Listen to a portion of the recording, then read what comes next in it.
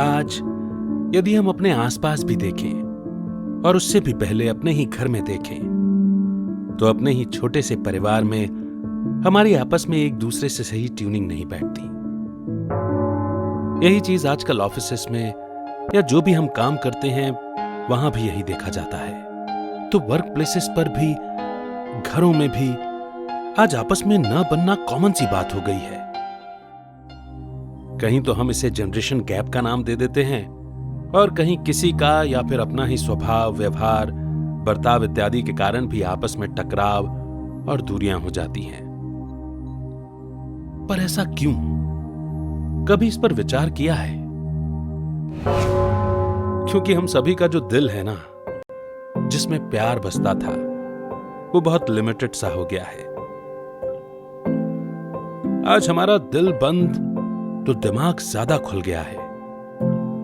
इसलिए दिमाग ज्यादा चलता है, क्योंकि हम यूज भी अपने दिमाग को ही ज्यादा करते हैं। दिल की आवाज सुनने का हमारे पास जैसे टाइम ही नहीं है, या यूं कहें कि दिल की आवाज हमें सुनाई देती ही नहीं है। क्योंकि जो संबंध हम दिल से निभाते थे, वहां हम दिमाग को यूज करने लग गए, अपने फायदे और नुकसान में ही जैसे सीमित होकर रह गए। अब दिल तो चाहता है आपस में प्यार, परंतु हमारा दिमाग कर देता है आपस में टकरार। क्योंकि दिल में होती है एक्सेप्टेंस और दिमाग रखता है सबसे एक्सपेक्टेशंस, जो फिर पूरी ना होने पर डिस्टर्बेंस क्रिएट होनी शुरू हो जाती है, जो कि आपस में डिफरेंसेस का कारण बन जाती है।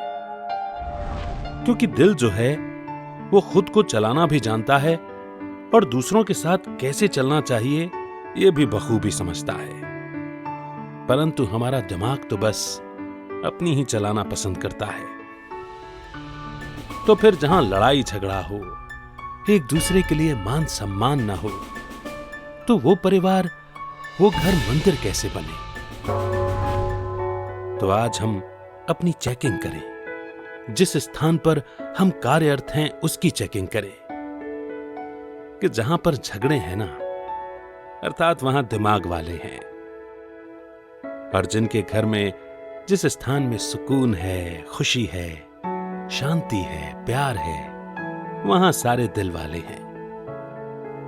क्योंकि एक दिल वाला सबको दिल वाला बना सकता है, बस उसके ऊपर दिमाग वाले का प्रभाव न पड़े तो। क्योंकि दिल वाले में बातों को छोड़ने की पावर होती है, वो छोड़ देता है। कोई भी बात होती है तो मन में पकड़ कर नहीं रखता। और दिल वाला जिद्दी या फिर रिजिड किस्म का भी नहीं होता। वो बातों को छोड़ता है, ठीक करके, समझाकर, खराब की खराब नहीं छोड़ता। दिल वाला आर्ग्यू भी नहीं करता, वो संबंध को प्रेफरेंस देता है, अपनी ईगो की सेटिस्फेक्शन को नहीं। कहां पर क्या बोलना है, कहां पर चुप होना है, ये बखूबी बैलेंस होता है दिल वाले के अंदर। जैसे घर में दो जनों में, मान लो कि दो बच्चों में ही अगर कोई बात हो गई, तो दिल वाला जो होगा वो प्रॉब्लम को सॉल्व करेगा, दोनों को समझाएगा भी, तो उनकी तरह समझेगा भी। क्योंकि आज की इस कलयुग की दुनिया में ये तो होता ही है कि बाप बेटे की नहीं बनती, दो भाइयों की आपस में नहीं बनती, भाई बहन की नहीं बनती, मां बेटे की नहीं बनती। तो जो दिल वाला होगा ना, वो उस नहीं बनती को, अर्थात मूझे हुए धागे को सुलझा देगा। मूंझा हुआ अथवा उलझा हुआ नहीं छोड़ेगा, सुलझा कर छोड़ेगा, तो जिससे सबके दिल भी खुल जाते हैं। वैसे दिल खुल जाने का मतलब ये है कि हम एक दूसरे को समझते हैं, सिर्फ खुद को ही सही मानकर नहीं बैठ जाते। दूसरे की बात, उनकी मान्यता का, उनकी सोच, उनकी फीलिंग्स का भी रिगार्ड रखते हैं। इसीलिए तो हम अधिकतर कहते भी हैं कि दिल बड़ा होना चाहिए, क्योंकि तभी तो रिश्ते फल फूल सकते हैं। क्योंकि छोड़ना तो बहुत सहज है, पकड़ना भी सहज है, पर सुलझाना मुश्किल लगता है, क्योंकि इसमें मेहनत है ना।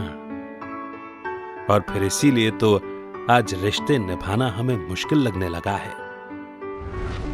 परमपिता परमात्मा शिव भी जब इस धरा पर आते हैं तो वो हमें ज्ञान ही दिल खोलने का देते हैं। ज्ञान सुनते हम दिमाग से जरूर हैं, पर जब उसको दिल से स्वीकार कर दिल में समा लेते हैं तब हम दिल वाले बन जाते हैं, जो कि अपने दिल की सुनते हैं। क्योंकि हम जानते हैं कि संस्कार सभी के एक जैसे नहीं होते। हमें संस्कार मिलन की रास करनी ही पड़ती है।